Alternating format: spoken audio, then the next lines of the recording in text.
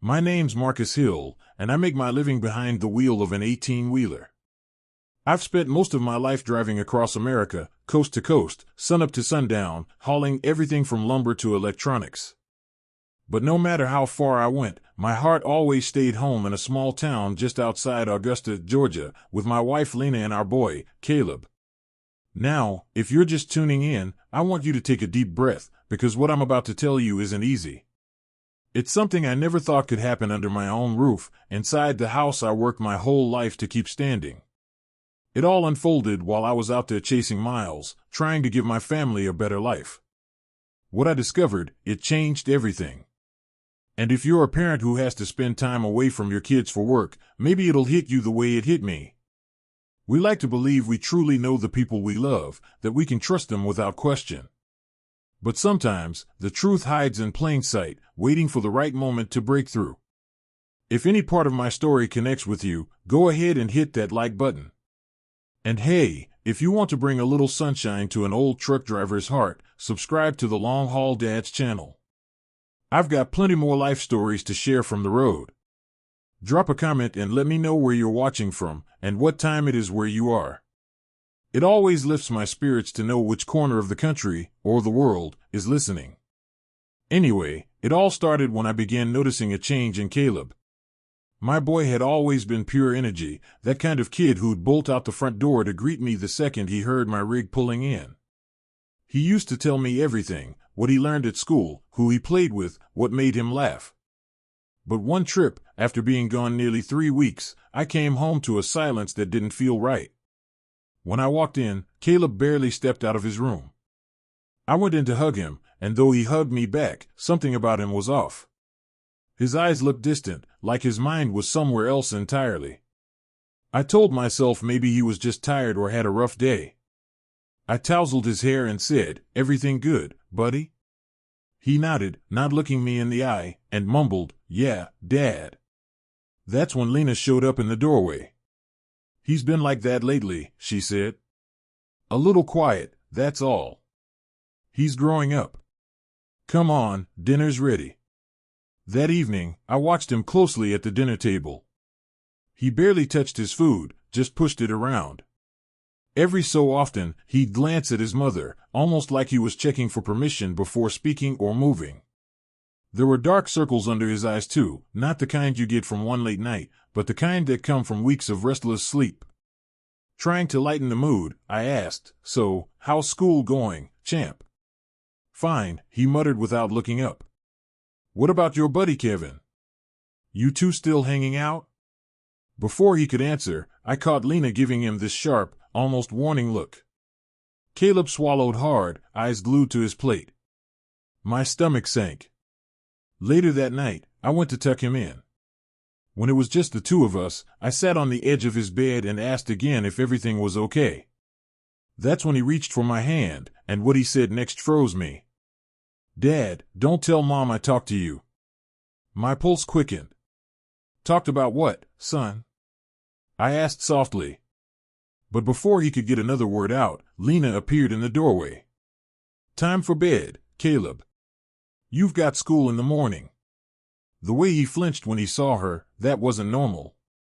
I kissed his forehead, turned off the light, and walked out, but my mind was racing. I couldn't shake the feeling that something was wrong, deeply wrong. I didn't sleep a wink that night. Over the next few days, I paid attention to everything. Caleb wasn't his usual self at all. His teacher mentioned he'd gone quiet at school, not joining group activities the way he used to. At home, he mostly stayed in his room, either reading or drawing, shutting the world out. And every time I asked if he was okay, he gave me the same flat "Yeah, Dad," but his eyes told me something else entirely. Then one afternoon, while Lena was out at the grocery store, I decided to sit with him in the living room. At first, he didn't want to talk. But little by little, I saw him start to open up. "Buddy," I said gently, "you can tell me anything. You know Dad's always here to protect you." He twisted his hands nervously, then whispered, "I don't like it when you travel, Dad." My heart sank. "Why, son? Doesn't Mom take good care of you?" He shook his head. No, that was all he said. No details, no explanation, just that one word, heavy as stone. Caleb, I pressed carefully, did something happen while I was gone? Tears filled his eyes, and then he started to cry, soft at first, then harder. I pulled him into my arms, feeling his little body shake. Between sobs, he whispered again, "Dad, please, don't tell Mom." That broke me. I felt something inside me crack open. What kind of fear makes a child beg his father to keep secrets from his own mother? I asked quietly, "Son, did Mom do something to you? You can tell me." And right then, the sound of the front door key turning stopped us both cold. Caleb jerked away from me like someone had flipped a switch. He wiped his face with his hands, swallowed hard, and all at once his whole mood changed, like he'd slipped on a mask. "I'm home," Lena called out as she walked in carrying the grocery bags. She smiled when she saw us in the living room, but there was something about that smile that didn't sit right with me. "What are you two up to?" she asked. "Just talking," I said, forcing my voice to sound casual. "Right, son?" I looked at Caleb. He nodded without a word, then asked to use the bathroom. When he came back, his eyes were still streaked from crying, but he tried hard to hide it. Throughout dinner I watched how Caleb avoided looking at Lena, how he measured every single sentence before he spoke, how his little shoulders seemed to carry some invisible load. Lena, meanwhile, acted as if everything was normal, asking about school, commenting on the weather, doing the things a mom usually does. Later, getting ready for bed, I asked Lena about the way Caleb had been acting. "Don't you think he's different?" I said. "Quieter. More withdrawn." She shrugged as she dabbed lotion on her face. "It's a phase, Marcus," she said. "Kids go through moods. One day they're loud and laughing, the next they're more inward. It's normal." "But those dark circles," I started. "He's been having nightmares," she answered without making eye contact. "He hasn't been sleeping well." "Why didn't you tell me?" I asked. "I didn't want to worry you while you were on the road," she said. "You've got enough on your plate." It sounded reasonable on the surface, but something inside me was still unsettled. That night I woke up more than once thinking about my boy, about how different he'd become and the fear I'd seen in his eyes. On one of those wakeful moments I realized Lena wasn't in bed. I slipped out of the room and moved down the dark hall, the house quiet except for a faint hallway light. The door to Caleb's room was cracked, and I could see Lena inside. I froze in the hall, trying not to make a sound, trying to figure out what I was seeing. After maybe 30 minutes she left and closed the door softly behind her. I stepped forward and startled her. "What were you doing in his room at this hour?" I asked. "Marcus, you scared me," she said, clutching her chest. "I went to check on him, because of the nightmares." 30 minutes to check if he's sleeping okay?" I said. "He woke up. He was upset. I stayed with him to calm him down." "Why?" I asked, though the question felt foolish. "Sorry," I said quickly, trying not to let suspicion show. "I was just worried." We went back to bed, but sleep wouldn't come. The next morning, after Lena dropped Caleb off at school, I went straight to his room. I didn't know exactly what I hoped to find, but I had to look for something, any clue. Under his bed I found the old teddy bear I'd given him years ago. The bear he'd always slept with was ripped in a few places, the stuffing poking out. That didn't make sense. Caleb took good care of his things. When I picked the bear up, I noticed dried stains on the fur that looked like old tears. My stomach tightened. That night I stayed awake on purpose. Around 11, Lena slipped quietly out of bed again and headed to Caleb's room. This time I waited, crept to the doorway, and pressed my ear to the crack to listen. I heard him, muffled crying from inside, like he was trying not to make a sound. Then Lena's voice, low and firm, "Discipline. It's for your own good," she said. What kind of discipline makes a child cry like that in the middle of the night? My mind went blank for a moment, and then I made a decision that would change everything. The next morning I told her I had some company business to take care of and left early. My head was full of questions. Was I reacting too strongly? Was this really just a phase like she'd said? But the memory of that muffled crying and the fear in Caleb's eyes wouldn't leave me. I drove downtown and walked into an electronics shop. A young clerk helped me, and I told him I needed a tiny, discreet camera I could hide and check from my phone. Home security, he asked. Yeah, I said, my throat tight. For my son's safety. I left the store with a micro camera small enough to hide where nobody would notice. The clerk showed me how to install it and how to use the app on my phone.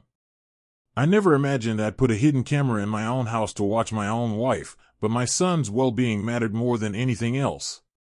When I got home, Lena was in the kitchen fixing lunch and Caleb was at school, the perfect window.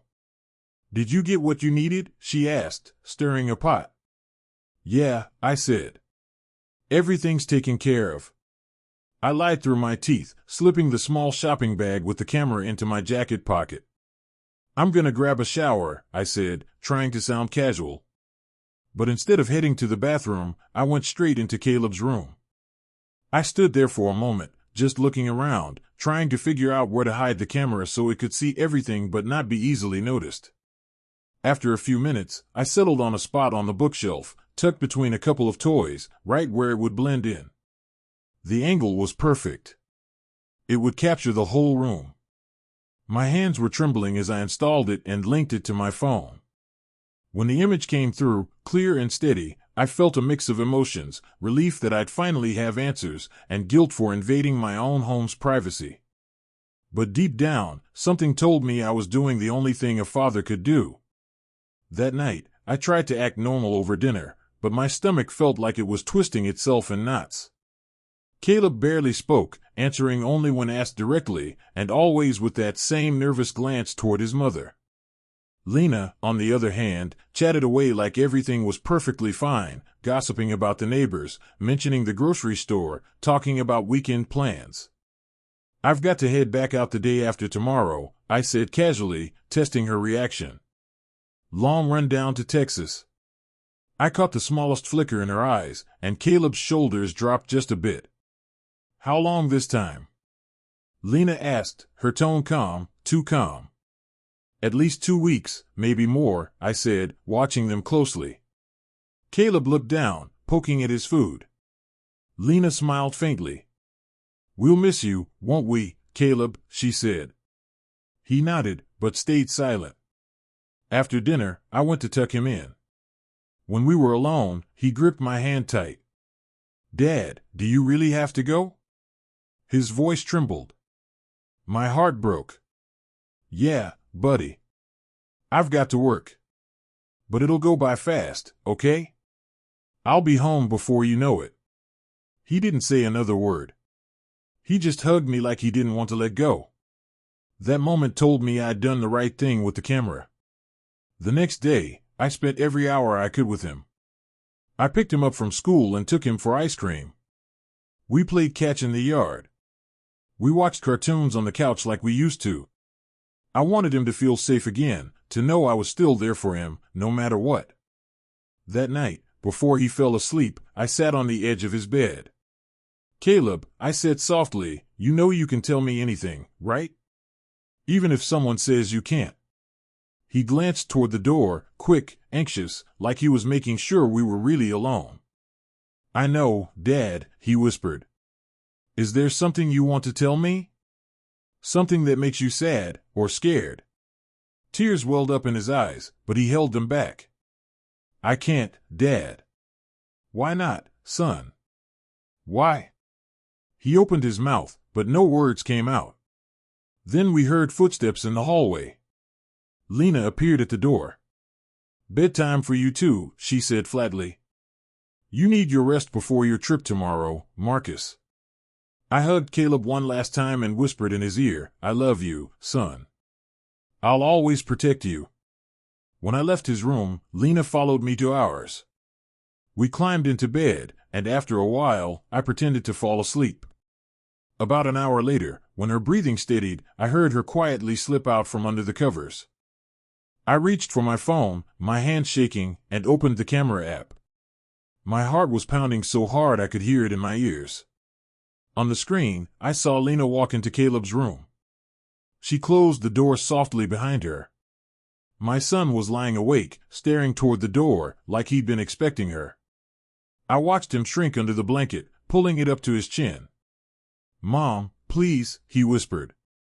"I was good today." "You know that doesn't matter," she said, but her voice wasn't hers anymore. It was cold, hard, almost unrecognizable. "This is for your education." Then I saw her pull something from her robe pocket, a roll of masking tape. My entire body went numb. On that tiny phone screen, I watched the woman I married, the mother of my child, step toward our son with the tape in her hand. "Please, Mom," he whimpered, his voice cracking. "I promise I'll be better." "Shoo," she hissed, pressing a finger to her lips. "The neighbors can't hear, remember? And neither can Dad." With one quick motion, she tore off a strip of tape and pressed it over Caleb's mouth. My 8-year-old boy, my son, silenced like that. His little body shaking. His eyes wide with terror. My hands were trembling so badly I almost dropped the phone. "That's better," Lena said in a low, chilling voice. "Now we won't bother anyone with crying, right?" Then she pulled a heart-soled slipper from her other pocket. Caleb, muffled, tried to plead with his eyes as tears streamed down his face. "This is for your own good," she continued. That voice, that icy, robotic tone, didn't belong to the woman I thought I knew. "One day, you'll thank me for teaching you discipline." What happened after that was one of the hardest things I've ever had to witness in my entire life. Lena started striking my son with the slipper. These weren't gentle taps or frustrated smacks, they were full, deliberate hits. Each one landed with a sound that made my stomach twist. And through it all, she kept whispering for him to learn his lesson. Caleb couldn't scream, the tape saw to that, but his little body jerked with every blow. His shoulders shook as he sobbed into his pillow, tears soaking the fabric. What tore me apart most was the look in his eyes, pain mixed with something even worse, acceptance. Like this wasn't new. Like this had happened before. Every instinct in me screamed to run in there and stop her, to grab her arm, to protect my boy. But I forced myself to stay put. I needed proof, solid, undeniable proof, so that she could never hurt him again. So, with my heart breaking, I kept recording. "This is for talking too much with your father today," I heard her say between strikes. "You know you're not supposed to tell him about our business." After what felt like forever, she finally stopped. Caleb curled into a ball on the bed, trembling with silent sobs. "Remember our deal?" Lena leaned over him. "If you tell your father anything, I'll know, and it'll be much worse." Then she yanked the tape from his mouth. He winced in pain, gasping for air. "Now dry your face and go to sleep," she ordered coldly. "And I don't want to hear another sound. Understand?" My son nodded, terrified. She smoothed the blanket over him gently, as if pretending to tuck him in could erase what she'd just done. "Good night, son," she said softly, and walked out, closing the door behind her like nothing had happened. In the dark of my room, with the phone still glowing in my hand, I stared at the screen, tears running down my face. I couldn't stop asking myself, how did I miss this? How long had my boy been living like this while I was out there chasing miles? A few minutes later, Lena came back to bed. I pretended to be asleep, even though every part of me wanted to confront her, to scream, to demand how she could do something so monstrous. But I knew one wrong move could make things worse. I had to stay calm. I had to think like a father protecting his child. I stayed awake the rest of the night, checking the camera every so often. I saw Caleb, after she left, clutching that torn teddy bear, crying until he couldn't anymore. When he finally drifted off to sleep, my heart shattered completely. I made a promise right then, I would get him out. No matter what it took. The next morning, I got up early and made breakfast for him before anyone else woke up. When Caleb walked into the kitchen, his face looked pale and his eyes were heavy, the same dark circles still there. My chest ached. I tried to sound normal. "Did you sleep okay, buddy?" I asked quietly. Yes, Dad, he said automatically, his voice flat, eyes fixed on the floor. Caleb? I said, crouching down in front of him. Hey. Look at me. He lifted his head slowly, and when our eyes met, I saw all the fear and pain he'd been hiding. I love you so much, I told him, taking his small hands in mine. And I'm gonna do everything I can to protect you. You believe me? For a split second, I saw something flicker in his eyes, maybe hope, but it vanished the moment we heard footsteps behind us. Good morning, Lena said brightly, walking in like she hadn't just turned our home into a nightmare. Already eating? That's great. I watched her pour coffee and spread butter on toast, acting like the picture of a perfect mother, the same woman who, just hours earlier, had brutalized our son behind a closed door. What time are you leaving today? She asked casually. After lunch, I said, forcing my voice to stay steady. I want to make some good daylight miles. Very good, she said with a smile that made my skin crawl. Don't worry about a thing. We'll be fine, won't we, Caleb? My son just nodded, silent as ever. After breakfast, when Lena took him to school, I rushed into my office. I had to secure the evidence. I copied the footage from the night before onto a flash drive and uploaded it to cloud storage. I wasn't about to lose the only proof that could protect my child. When I hit the road that afternoon, it didn't feel like a work trip anymore. Every mile between me and home felt like a mile of guilt, knowing my son was still there with her. But at least now I had a plan. The camera would keep recording. I'd gather every second of evidence I needed to bring her down legally and permanently. That night, parked at a quiet rest stop, I opened the camera app with a shaking hand. My gut told me what I was about to see, and I was right. The screen lit up, and there she was again, Lena, walking into Caleb's room, closing the door behind her. The routine started all over. Cry quietly, I heard her whisper coldly. Your father can never know this. That was the moment I made a choice that would change both our lives forever. I couldn't wait until I got back from that trip. My boy wasn't going to spend another night in that house. With my hands trembling and tears running down my face, I grabbed my phone and called my brother-in-law, Lena's brother, Kevin Hayes. Kevin had always been a good man, steady and decent. He adored Caleb, and even though he was Lena's brother, he was someone I trusted completely. Marcus? Everything okay? He asked, his voice already carrying concern. You don't usually call this late. Kevin, I need your help, I said, trying to keep my voice from cracking. It's an emergency. It's about Caleb. What's going on? Is he sick? No, it's worse. I took a deep breath. I need you to go to my house right now and get him out of there. What? Why? What happened? Just make up any excuse, I said urgently. Say you need to take him to your place for a project, or to help with something for Chloe, anything. Just get my son away from Lena, please. Marcus, you're scaring me, he said. What's going on? Kevin, I don't have time to explain it all right now. I'm on the highway, 8 hours away from home. Can I trust you? There was a long pause on the other end. Then his voice came back, firm and steady. Yes. You can trust me. I'll go get Caleb right now. Thank you, I breathed, feeling the tiniest bit of relief. Call me once you have him safe. And please, don't tell Lena anything.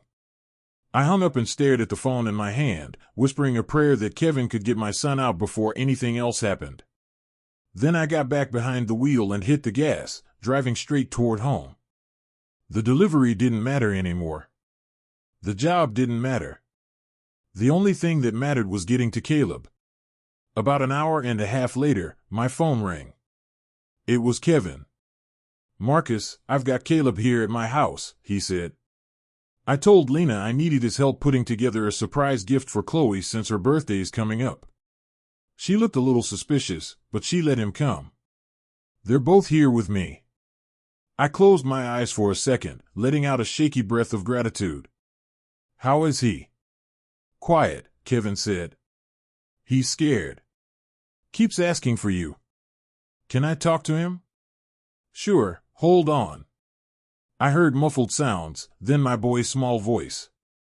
Dad? Hey, buddy, I said, my throat tightening.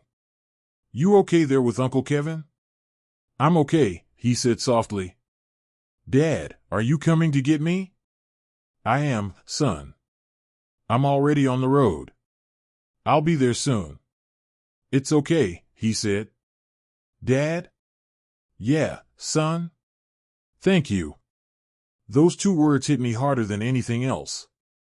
My child was thanking me for saving him, thanking me as if he didn't deserve protection. As if safety was something extra, not something every kid should have. I love you, Caleb, I said, holding back tears. We'll be together soon, okay? After he passed the phone back, Kevin spoke again. Marcus, what's really going on? Caleb is terrified to go home. What did my sister do? I swallowed hard. Kevin, this is going to be hard to believe. But Lena has been abusing him. Physically. I have video proof. There was a long silence. Then he whispered, that can't be true. My sister wouldn't. I didn't want to believe it either, I said, my voice breaking. But I saw it with my own eyes. I installed a camera in Caleb's room because I knew something wasn't right. She waits until I'm asleep or away on trips. Then she goes into his room, tapes his mouth shut so he can't make noise, and hits him. Kevin went quiet again. Then, barely audible, he said, "Oh my God." I have the videos, I told him. I'll show you when I get there. For now, just keep him safe. That's all I need. He's safe here with me and Chloe, Kevin said firmly. You can count on that. But, Marcus. Lena's already called twice asking when I'm bringing him back. What did you tell her? I said we were putting together a surprise piece of furniture for Chloe, and afterward we were grabbing burgers. I told her I'd drop him off later. I'm not sure she bought it, but it's the best I could come up with. Thank you, Kevin. Seriously. I'll be home in the morning. I'm coming straight to your place. I won't even stop by the house. We'll be waiting, he said quietly. Marcus. I don't even know what to say. I never thought my sister. Me neither, I said softly, my voice tight. Me neither. I drove through the night without stopping once. My eyes burned, my body ached, but none of that mattered. All I could think about was Caleb, about the fear in his face, the scars those nights must have left inside him. How could a mother do that to her own child? How had I missed the signs? The dark circles. The sudden quiet. The way he'd stop talking whenever she walked in. The times he'd begged me not to go back on the road. Around 6 in the morning, I pulled into a gas station. My hands were shaking as I got out to refuel. I splashed cold water on my face in the bathroom sink, staring at myself in the mirror, a man who'd failed to protect his own son. As the attendant finished pumping gas, I climbed back into the cab, opened my phone, and decided to check the camera one more time. I needed to see what was happening back home. I opened the camera app on my phone and saw that Caleb's room was empty, the bed neatly made, the curtains drawn. Then, out of nowhere, I heard Lena's voice. She was on the phone, pacing back and forth across the room. I don't know, Mom, she said, her tone anxious. Kevin picked up Caleb yesterday, and he still hasn't brought him back. He won't answer my calls. I'm worried. And Marcus called saying he's coming home early from his trip. There was a pause while she listened to the response on the other end. I don't know if he suspects anything, she continued. He's been acting strange lately, watching things, asking a lot of questions about Caleb. Another pause. Of course, I didn't tell him anything. Caleb knows not to talk. He's too scared to say anything. My blood started to boil. She was speaking about torturing our son as if it were some ordinary thing, like a secret between them that simply shouldn't be shared with me. I have to go now, she said. I'm going to call Kevin again. As soon as she left the room, I shut off the feed and started the engine. I needed to get home, now. By the time I reached our town, it was a little past 9 in the morning. I drove straight to Kevin's house, just like we'd agreed. He opened the door looking tired, his face serious. "He's still asleep," Kevin said quietly. He finally drifted off around 5. He seemed scared to close his eyes. "Can I see him?" I asked. Kevin nodded and led me to the guest room. There was my boy, curled up under the blankets, his face calm for the first time in what felt like forever. I sat down on the edge of the bed and gently ran my hand through his hair. He stirred a little but didn't wake up. "Marcus," Kevin called softly from the hallway. "We need to talk." I followed him out, leaving the door cracked. "When I gave him a bath last night," Chloe said, her voice shaking, "I noticed he has marks on his back. Some are old, some new. Like he's been hit. Repeatedly." "I know," I said quietly, feeling my eyes sting. "I know. I saw it." "You said you had video," Kevin said. I pulled out my phone and showed them what I'd recorded, 2 nights worth of horror. Chloe couldn't stay. She walked out crying halfway through. Kevin just sat there in silence, pale and trembling, his eyes fixed on the screen. When the video ended, he spoke in a broken whisper. "Oh my God, Marcus, this is monstrous. I can't believe my own sister could do this." "Me neither," I said, sliding the phone back into my pocket. "But we can't waste time. Lena's already suspicious. She's called you multiple times, right? We need to get Caleb somewhere safe, and then I'm going straight to the police." Just then, a small voice came from the hallway. "Dad?" We all turned. Caleb stood there in his pajamas, rubbing his eyes. When he saw me, he ran forward and threw his arms around me, sobbing into my chest. I wrapped him up tight, whispering, "It's all right, son. Dad's here now. No one's going to hurt you anymore." He clung to me like his life depended on it, and in a way, it did. I sat down on the couch, still holding him. His little hands clutched my shirt, his face pressed against me. Slowly, his breathing started to even out. Kevin and Chloe quietly stepped out to the kitchen to give us space. I just sat there, stroking Caleb's hair, letting him feel safe for the first time in a long while. When I felt him relax a bit, I said softly, "Buddy, I need to talk to you about something important." He lifted his head, eyes red and swollen. There was so much fear there, more than any child should ever have to carry. "You don't have to be scared anymore," I told him gently, holding his hands.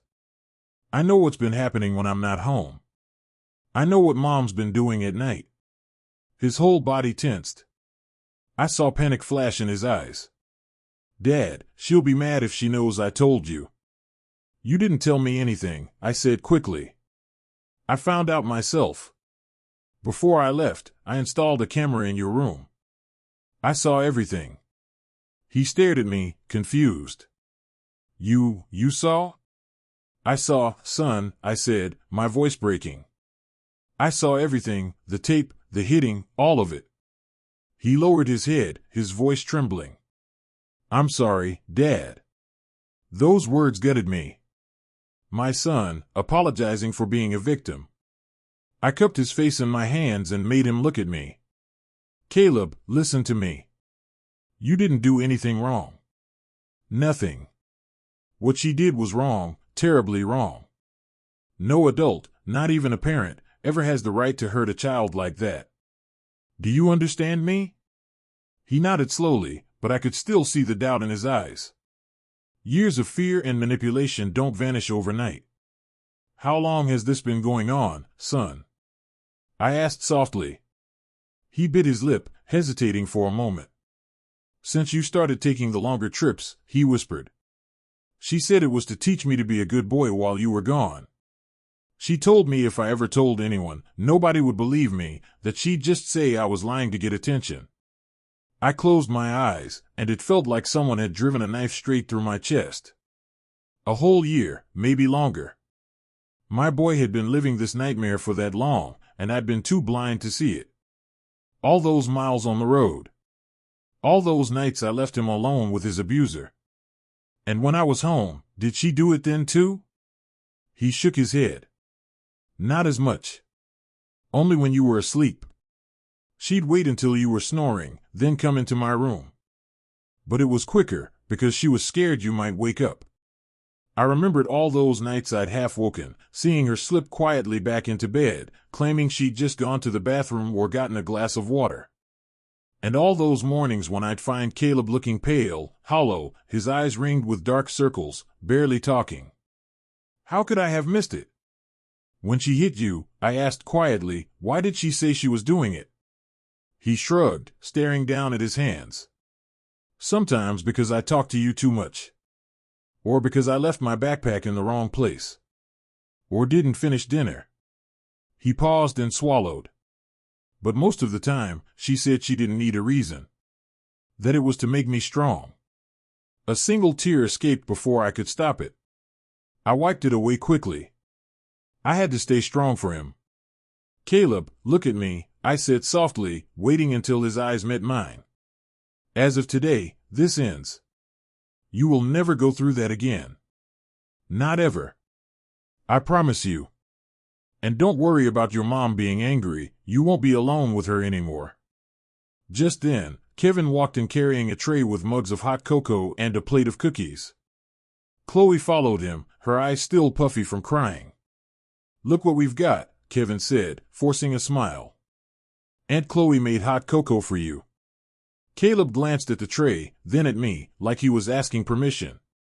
Go ahead, son, I said gently. You must be hungry. He climbed off my lap and went to the table, where Chloe poured cocoa into a colorful mug and handed him a cookie. Seeing him nibble at it, his shoulders finally relaxing just a little, made me realize how starved he'd been, not just for food, but for safety. While Caleb ate, Kevin gestured for me to follow him out back. So, Marcus, he said, lowering his voice, what are you going to do now? I'm going to the police station, I said without hesitation. I'm taking the videos with me. I'll file a report and get a restraining order. I'll do whatever it takes to keep Caleb safe. You know this could destroy your family, he said carefully. Lena could end up in jail. I looked him straight in the eye. Kevin, I know she's your sister. But what she's done, what she's been doing, already destroyed our family. A mother who tortures her own child doesn't deserve that title. And if she goes to jail, then that's what justice looks like. He nodded slowly. You're right. It's just hard to accept that my own sister could do something like that. But Caleb comes first.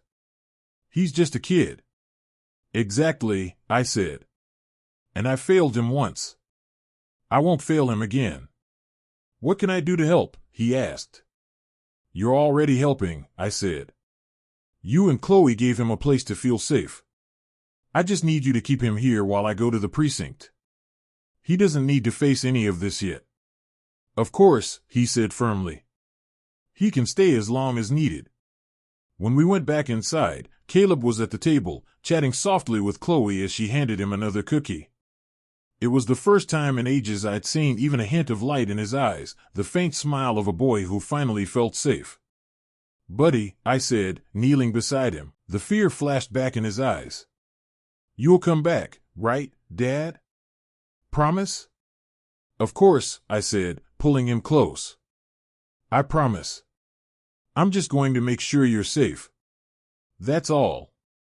Mom's going to come get me, isn't she? He whispered. No, I said firmly. She's not coming here. You're safe, understand? He nodded, though I could still see the uncertainty in his expression. Chloe, noticing his fear, gently said, Hey, Caleb, how about we watch that superhero movie you love while your dad takes care of things? That seemed to calm him a little.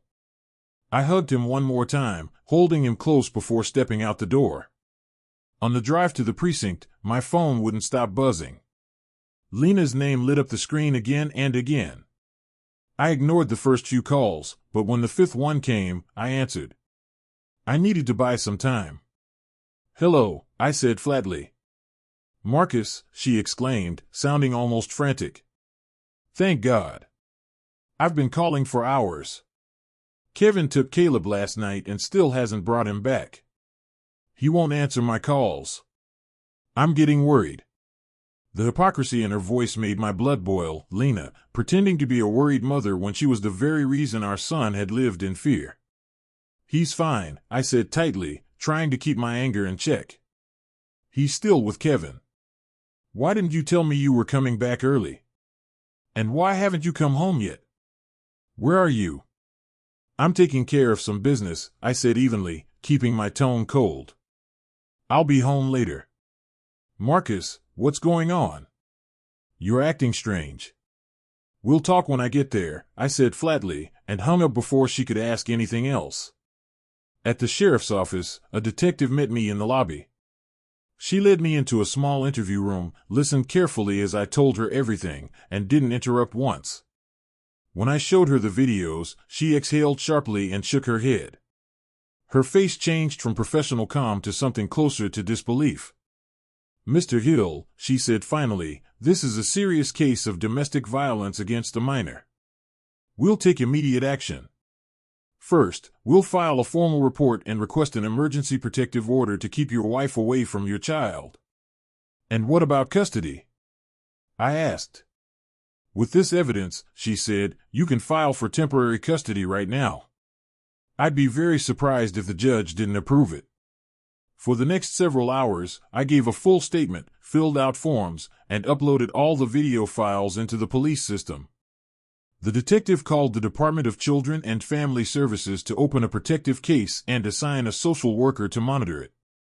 Everything felt like a blur, too fast to process, but too slow to end. When I finally stepped out of the precinct, the sun was already beginning to set.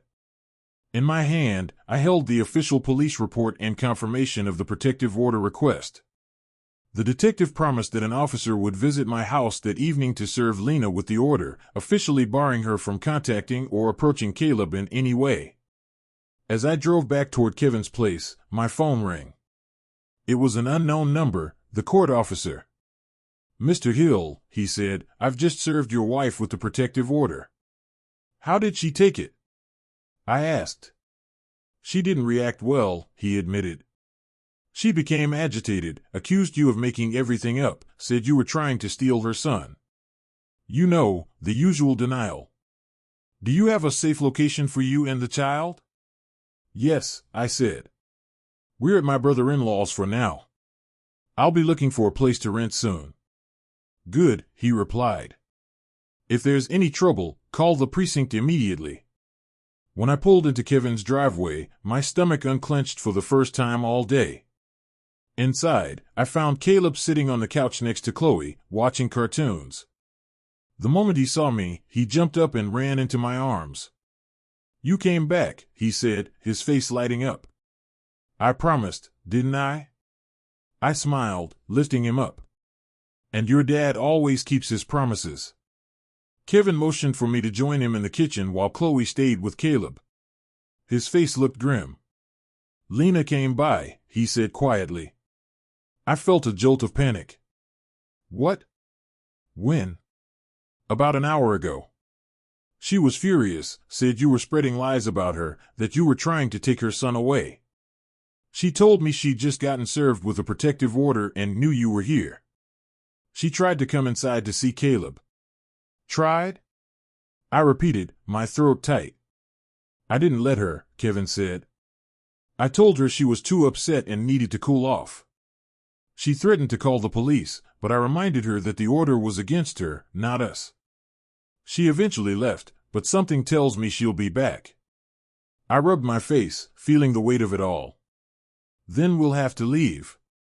I can't drag you and Chloe into this any more than I already have. Where will you go? He asked. I'll get a hotel for a few days, then find an apartment. Don't be ridiculous, he said, putting a hand on my shoulder. You're staying here for as long as you need. The house is big, the guest room's free, and Caleb already feels safe here. I don't want to cause trouble, Kevin. She's your sister. She was my sister, he interrupted quietly. But what she did? That's unforgivable. Caleb's just a child. He deserves better. You both stay here until you get your feet under you. End of story. I couldn't speak for a moment. Gratitude hit me hard for this man who chose what was right, even when it meant standing against his own blood. That night, after dinner, I tucked Caleb into the guest bed. "Dad," he said softly, his eyes heavy with exhaustion, "Mom won't hurt me anymore, right?" "No, son," I said, taking his hand. "Never again. You're safe now. Dad's here, and nothing's going to happen to you." "She got really mad because you found out," he whispered. "I think so," I admitted, brushing his hair gently. "But that doesn't matter anymore. What matters is that you're safe." He was quiet for a long time. Then he whispered, "You know, Dad, I prayed every night that you'd find out. I was scared to tell you." My throat tightened. Tears burned behind my eyes. "I'm so sorry, buddy," I said, my voice breaking. "I should have seen it sooner. I should have protected you." He shook his head. "It's not your fault, Dad." With a kind of wisdom no child his age should have, Caleb said softly, "Mom told me it was our secret. She said if I told anyone, they'd think I was lying, even you, Dad. She said you'd think I was just making things up." I shook my head immediately. "I would never think that, son. Not ever. You can always tell me everything. I'll always believe you." I stayed there beside him, watching his chest rise and fall, watching him finally rest peacefully for what might have been the first time in months. And right then, I swore to myself I would rebuild our lives from the ground up, that I'd give my boy the safety and childhood he had been robbed of. The next morning, my lawyer called, the one I'd hired to handle the custody case. His voice carried good news. "Mr. Hill, the judge has reviewed your petition. You've been granted temporary custody of Caleb. You'll have full, exclusive custody until the case is resolved. Your wife is allowed supervised visitation only, and even then, only in a neutral facility with a court-appointed supervisor present." For the first time in weeks, I felt a real weight lift off my shoulders. I knew it was just the beginning of a long legal battle, but at least we were on solid ground, a start, and a promise of safety. When I ended the call, I saw Caleb standing in the kitchen doorway, watching me with those hopeful yet cautious eyes. "Dad," he asked quietly, "are we gonna be okay?" I opened my arms, and he ran straight into them. I hugged him tight, letting him feel the strength I'd almost forgotten I had. "Yes, buddy," I said softly. "I promise you, we're going to be okay." The weeks that followed were slow but healing. We found a small apartment just a few blocks from Kevin and Chloe's place, close enough for comfort and support. That house had become our safe haven, the place where everything had begun to heal. I also had to make some hard choices about work. Long-haul trucking just wasn't compatible with being a single father. I sat down with my boss and worked out a deal, regional routes only. I'd still be driving, but I'd be home every night. No more sleeping in the cab of my truck while my son faced nightmares alone. Caleb started therapy 3 times a week. His psychologist, Dr. Ramirez, specialized in childhood trauma and had worked with kids who'd survived domestic violence. At first, Caleb was quiet, withdrawn, unwilling to talk. But slowly, session by session, he began to open up, drawing, talking, explaining his fears in the way a child tries to make sense of something too heavy for words. One afternoon, after an especially emotional session, Dr. Ramirez asked me to step into her office. "Mr. Hill," she began gently, "Caleb is making progress. But the trauma runs deep. He lived in constant fear for nearly a year, always expecting the worst. That leaves a mark. Will he ever be okay?" I asked, my voice tight with worry. She gave me a small, reassuring smile. Children are incredibly resilient when they have consistent support. The fact that you acted as soon as you realized what was happening, that you believed him and removed him from danger, that made a tremendous difference. Many children don't get that chance. I lowered my eyes, guilt still heavy in my chest. I should have noticed it sooner. Abusers are experts at hiding their actions, she said kindly. From what Caleb has told me, his mother constantly threatened him to keep him quiet. She targeted moments when you were gone, or when you wouldn't suspect anything. That's very common in these situations. Her words hit me hard. I thought of every mile I'd driven across the country while my son was alone in that house. Every night I thought I was providing for him when, in truth, I'd left him unprotected. I'm done with long-haul work, I said firmly. No more weeks away from home. She nodded approvingly. That's a wise choice. Stability and your consistent presence will be essential to his recovery. He needs to know he can trust that you'll always be there. I will be, I promised. Always. I hesitated, then added, the judge granted Lena supervised visits. I don't know how Caleb will handle that. Dr. Ramirez sighed. That's a delicate issue. Legally, she does have that right, unless there's evidence that those visits would harm him emotionally. Based on what I've observed, I can prepare a formal report recommending that her visits be postponed until he's stronger and more stable. Relief washed through me. That would help more than you know. He still wakes up some nights crying, calling out for me, terrified she's coming back. She nodded. Nightmares are common in trauma cases. They'll fade with time, especially with therapy. But there's something else we should discuss. Her tone shifted slightly, more cautious now. Caleb mentioned that his mother used religion to justify the punishments. She told him it was biblical discipline, that she was doing it for his own good. I felt my stomach twist. She was never religious like that with me. I had no idea she'd use faith as an excuse for, I couldn't even finish the sentence. It happens more often than people realize, Dr. Ramirez said softly. Some individuals twist scripture to rationalize cruelty. It leaves deep moral confusion in children. They begin to believe pain is deserved or sacred.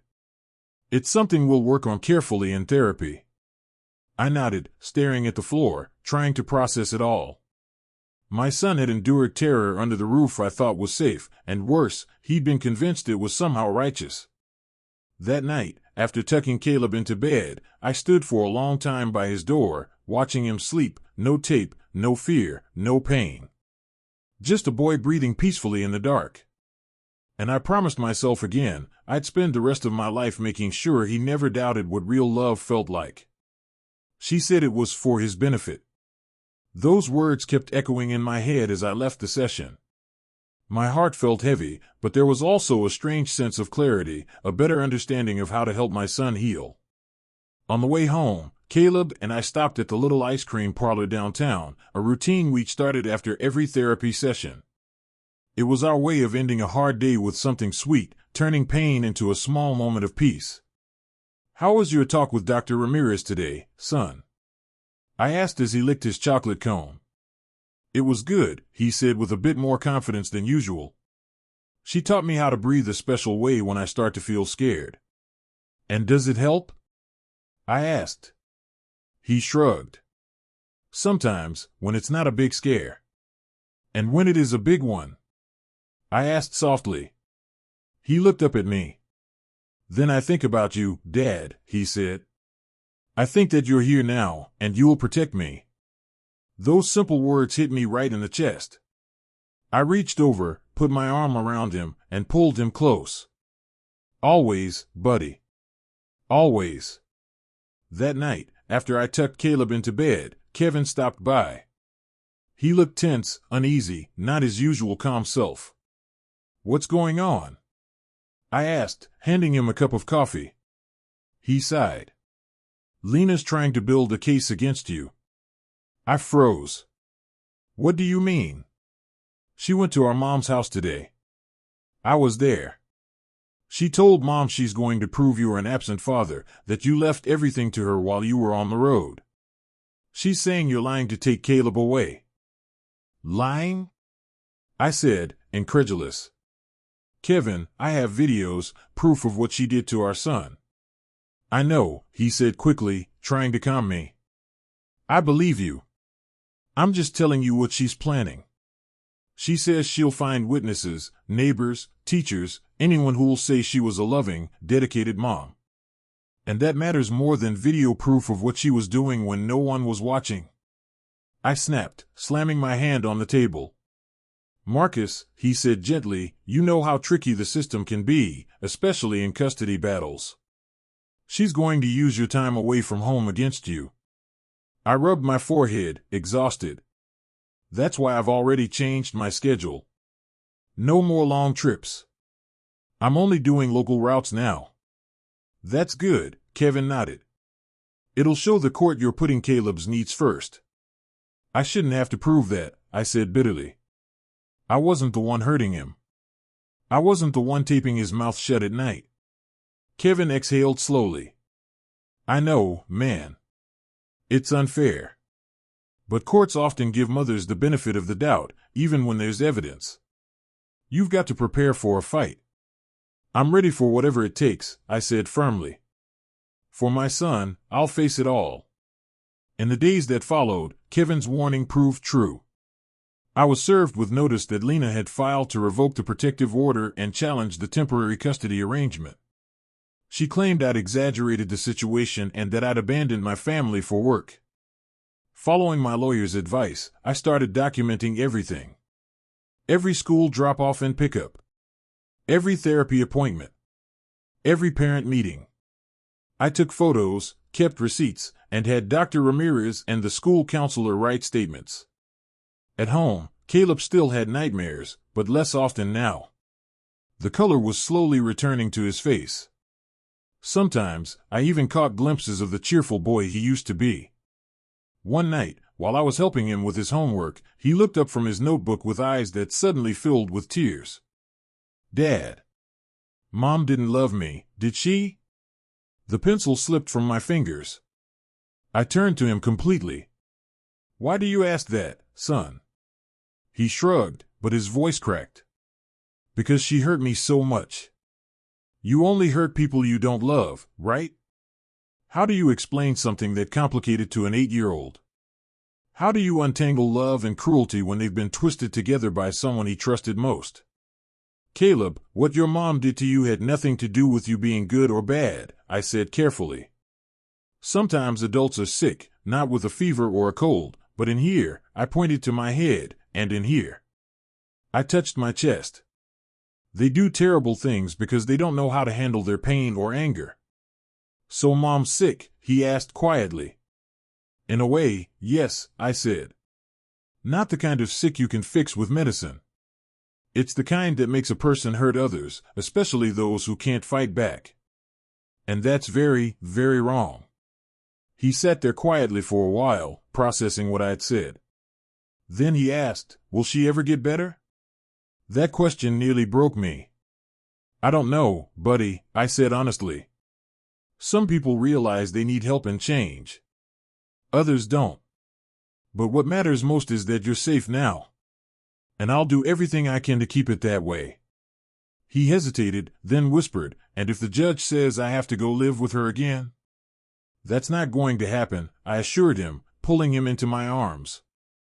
We have proof of what she did, and the judge cares most about your safety. Dr. Ramirez is already helping explain that you need time to feel secure again. That conversation stayed with me for days, my little boy, trying to make sense of how his own mother could do something so cruel. How does a child ever process that? How does anyone? 2 weeks later, the court delivered its decision. Lena's petition to revoke the protective order was denied. Dr. Ramirez's report, combined with the video evidence and Caleb's testimony, given privately with psychological support, proved decisive. The judge not only upheld the protective order but went further. He suspended Lena's visitation rights indefinitely and ruled that she would have to undergo a full psychological evaluation and complete mandatory treatment before any contact could ever be reconsidered. It was a huge victory, not the end of the fight, but a milestone that finally tilted things toward justice. I knew she wouldn't give up easily. There was still a long road ahead, the final custody hearing, appeals, paperwork, but for the first time, I felt like the system was truly on our side. That night, while Caleb slept peacefully, truly peacefully, I sat alone on the balcony of our small apartment, looking out at the quiet street. The air was cool, the stars faint but steady. I thought about everything we'd survived, the discovery, the fear, the rescue, the sleepless nights, the therapy, the hearings. It had been the hardest period of my life, but also the start of our healing. For the first time in a long time, the future didn't look like a storm. It looked like morning. My phone buzzed. It was Kevin, sending a picture from that afternoon's barbecue. Caleb stood by the grill, grinning wide, a marshmallow on a stick held over the flame. His eyes were bright again, full of life. Below the photo, Kevin had written, "That smile is worth every battle, isn't it?" I typed back, "Every single one." Today, almost 2 years have passed since that night I hid a camera in my son's room, the night that changed everything. We live in a modest but warm little house now, with a yard big enough for Caleb to play in and a small garden we tend together on weekends. I left the long-haul trucking life behind and now work as a logistics manager for a local transport company. I'm home every night. No more lonely highways, no more empty dinners. Caleb just turned 10. The nightmares that once haunted his sleep are rare now, and his laughter fills the house again. Therapy has been reduced to once a week, and Dr. Ramirez says his progress is remarkable. There will always be scars, invisible ones, but he's learned to talk about what happened, to understand it wasn't his fault, and to recognize when something feels wrong. At school, he's thriving again. He's made new friends, joined the soccer team, and every time I see him out there running across the field, hair flying, shouting with joy, I know all the battles, the sleepless nights, the fear, the paperwork, the pain. It was all worth it. As for Lena, the justice system ran its course. After several hearings and psychological assessments, she was found guilty of child abuse and mistreatment. The court sentenced her to community service, mandatory psychiatric treatment, and permanent loss of custody. From time to time, she files petitions claiming she's changed, that she's healed and wants to rebuild a relationship with her son. But the court has made it clear, any contact must be approved by both Caleb and his therapist. So far, my son hasn't shown any interest. Whenever the subject comes up, he gets quiet, thoughtful, and usually changes the conversation. Dr. Ramirez told me that's normal, it's a healthy boundary. After years of being powerless, Caleb is finally learning that he has control over who gets access to his heart. Maybe one day, when he's older and stronger, he'll decide to see her again.